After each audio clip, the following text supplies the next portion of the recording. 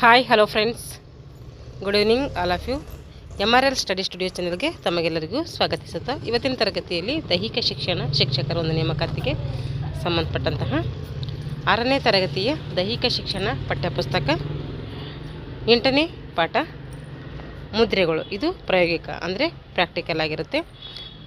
ನಾನೇನು ಮಾಡ್ತಾಯಿದ್ದೀನಿ, ಪ್ರಾಕ್ಟಿಕಲ್ಲು ಮತ್ತು ತಾತ್ವಿಕ ಎರಡೂ ಕೂಡ ಕಂಟಿನ್ಯೂ ಮಾಡ್ತಾಯಿದ್ದೀನಿ. ಅಂದರೆ ಓದೋದ ಒಂದು ತರಗತಿಗಳನ್ನ ಏನು ಮಾಡಿದ್ದೀನಿ, ಥಿಯರಿ ಅಷ್ಟೇ ಹೇಳಿದ್ದೀನಿ. ಆದರೆ ಇವಾಗ ಥಿಯರಿ ಜೊತೆಗೆ ಪ್ರಾಕ್ಟಿಕಲ್ ಕೂಡ ಸೇರಿಸಿ ಹೇಳ್ತಾ ಇದ್ದೀನಿ. ಯಾರೆಲ್ಲ ದೈಹಿಕ ಶಿಕ್ಷಕರ ನೇಮಕಾತಿ ಪೂರ್ವಸಿದ್ಧತೆ ಮಾಡ್ಕೊತಿದ್ರು ಅವ್ರು ಈ ತರಗತಿಗಳನ್ನು ಬಳಸ್ಕೊಳ್ಳಿ ಅಂತ ಹೇಳ್ತಾ ಇವತ್ತಿನ ತರಗತಿಯಲ್ಲಿ ಮುದ್ರೆಗಳ ಬಗ್ಗೆ ತಿಳ್ಕೊಳ್ಳೋಣ.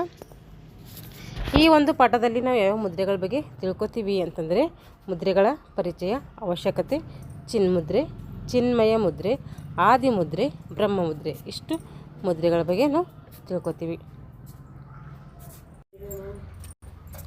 ಈಗ ಮುದ್ರೆಗಳ ಪರಿಚಯ ನೋಡ್ರಿ. ಪ್ರಾಣಾಯಾಮದ ಅಭ್ಯಾಸದ ಸಮಯದಲ್ಲಿ ಹಲವಾರು ಮುದ್ರೆಗಳ ಬಳಕೆ ಜಾರಿಯಲ್ಲಿರ್ತವೆ. ಪ್ರಾಣಾಯಾಮ ಮಾಡೋ ಟೈಮ್ನಾಗ ಏನು ಮಾಡ್ತೀವಿ, ಹಲವಾರು ಮುದ್ರೆಗಳನ್ನು ಹಾಕ್ತೀವಿ. ಈ ಮುದ್ರೆಗಳ ಬಳಕೆಗಳಿಂದಾಗಿ ಮಾನಸಿಕ ಏಕಾಗ್ರತೆ ಮತ್ತು ಉಸಿರಾಟದ ಮೇಲೆ ನಿಯಂತ್ರಣ ಸಾಧ್ಯವಾಗ್ತೈತಿ. ಸದ್ಯದಲ್ಲಿ ನಾವು 4 ಮುದ್ರೆಗಳ ಬಗ್ಗೆ ಏನು ಮಾಡೋಣ, ಇವಾಗ ತಿಳ್ಕೊಳ್ಳೋಣ. ಹಾಗಾದರೆ ಮುದ್ರೆಗಳ ಅವಶ್ಯಕತೆ ಏನು, ನಾವು ಮುದ್ರೆಗಳು ಹಾಕೋದರಿಂದ ನಮಗೆ ಏನು ಪ್ರಯೋಜನ ಆಗ್ತದೆ ಅಂತ ಹೇಳಿ ನೋಡ್ರಿ. ಈ ಮುದ್ರೆಗಳನ್ನು ಮಾಡುವುದರಿಂದ ಮನುಷ್ಯರಲ್ಲಿ ಏನಾಗ್ತೈತಿ, ಮನೋನಲ್ಲಿ ಏಕಾಗ್ರತೆ ಹೆಚ್ಚಾಗುತ್ತೆ, ಶರೀರದ ನಿಲುವು ಸುಂದರವಾಗ್ತೈತಿ, ಶರೀರದ ಭಂಗಿಯನ್ನು ಸರಿಯಾಗಿಡಲು ಸಾಧ್ಯವಾಗ್ತೈತಿ. ಪ್ರಾಣಾಯಾಮ ಮಾಡುವಾಗ ಮುದ್ರೆಗಳ ಅವಶ್ಯಕತೆ ತುಂಬ ಇದೆ. ಇವಾಗ ಚಿನ್ಮುದ್ರೆ ನೋಡ್ರಿ.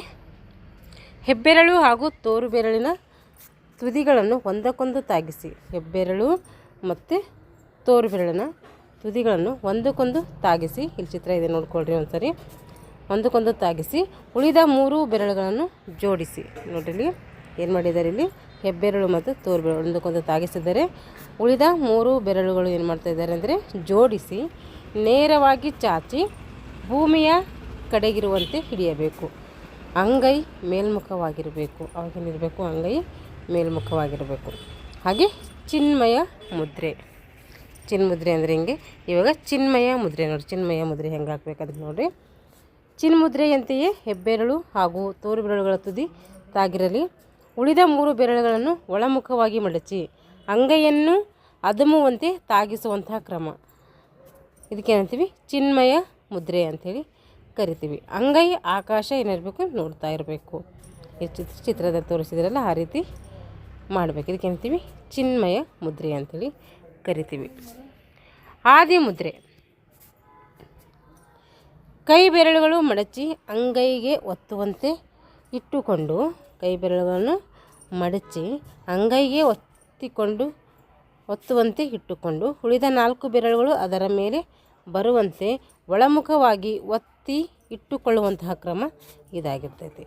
ಇದಕ್ಕೇನಂತೀವಿ, ಆದಿ ಮುದ್ರೆ ಅಂತೇಳಿ ಕರಿತೀವಿ. ಈ ಚಿತ್ರದಲ್ಲಿದೆ, ನೀವು ಆದಿ ಮುದ್ರೆ ನೋಡ್ಕೋಬೋದು. ಹೆಬ್ಬೆರಳು ಒಳಗಡೆ ಹಾಕಿ 4 ಬೆರಳುಗಳು ಅದರ ಮೇಲೆ ಮಡಚಬೇಕು. ಅದಕ್ಕೇನಂತೀವಿ, ಆದಿ ಮುದ್ರೆ ಅಂತೇಳಿ ಕರಿತೀವಿ. ಈಗ ಬ್ರಹ್ಮ ಮುದ್ರೆ. ಈ ಹಿಂದೆ ತಿಳಿಸಿರುವಂತೆ ಆದಿ ಮುದ್ರೆ ಮಾಡಿ, ನಾವು ಈಗ ಹಿಂದೆ ಹೆಂಗೆ ಮಾಡಿದೆವೋ ಆದಿ ಮುದ್ರೆ, ಆ ಆದಿ ಮುದ್ರೆಯನ್ನು ಮಾಡಿ ಕೈ ಬೆರಳು ಮುಷ್ಟಿಗಳು ಒಂದಕ್ಕೊಂದು ಎದುರು ಬದರಾಗಿ ತಾಗುವಂತೆ ಅಂಗೈಗಳು ಮೇಲ್ಮುಖವಾಗಿರುವಂತೆ ಇಟ್ಟುಕೊಳ್ಳುವಂಥ ಕ್ರಮಕ್ಕೆ ಏನಂತೀವಿ ನಾವು ಅಂದರೆ ಬ್ರಹ್ಮ ಮುದ್ರೆ ಅಂತೇಳಿ ಕರಿತೀವಿ. ಈ ರೀತಿ ಚಿತ್ರದಲ್ಲಿದೆಯಲ್ಲ, ಇದು ಬ್ರಹ್ಮ ಮುದ್ರೆ. ಈಗ ಚಟುವಟಿಕೆ ಇದೆ ನೋಡ್ರಿ. ಶಾಲೆಯಲ್ಲಿ ಕಲಿಸಿರುವ ಈ ಯೋಗಾಸನಗಳನ್ನು ಮತ್ತು ಮುದ್ರೆಗಳನ್ನು ಮನೆಯಲ್ಲಿ ಮಾಡಬೇಕು, ರೂಢಿಸಿಕೊಂಡು ಅಳವಡಿಸಿಕೊಳ್ಳುವಂಥ ಮಕ್ಕಳಿಗೆ ನಾವು ತಿಳಿಸ್ಬೇಕು. ಇಲ್ಲಿ ಗಮನಿಸಿ, ಇಂಪಾರ್ಟೆಂಟ್ ಇದೆ ಇರ್ತದೆ, ಗಮನಿಸಿ ತಿಳಿದಿರಲಿ ಅಂದರೆ ನಾನಲ್ಲಿ ನೆನ್ಪಿಟ್ಕೋಬೇಕು, ಸ್ವಲ್ಪ ಗಮನ ಹರಿಸಬೇಕಲ್ಲಿ. ಯೋಗಾಸನ ಮಾಡುವಾಗ ಸಡಿಲವಾದ ಸೂಕ್ತವಾದಂತಹ ಬಟ್ಟೆ ಧರಿಸಬೇಕು.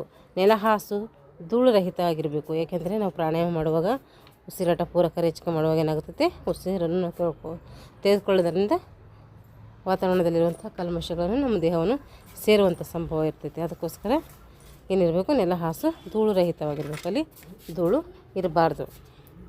ಶುದ್ಧವಾದ ಗಾಳಿ ಇರಬೇಕು. ಬೆಳಕಿರು ಇರುವಂತಹ ಸ್ಥಳದಲ್ಲಿ ನೋಡಬೇಕು. ಆಸನಗಳನ್ನು ಅಭ್ಯಾಸ ಮಾಡಿ.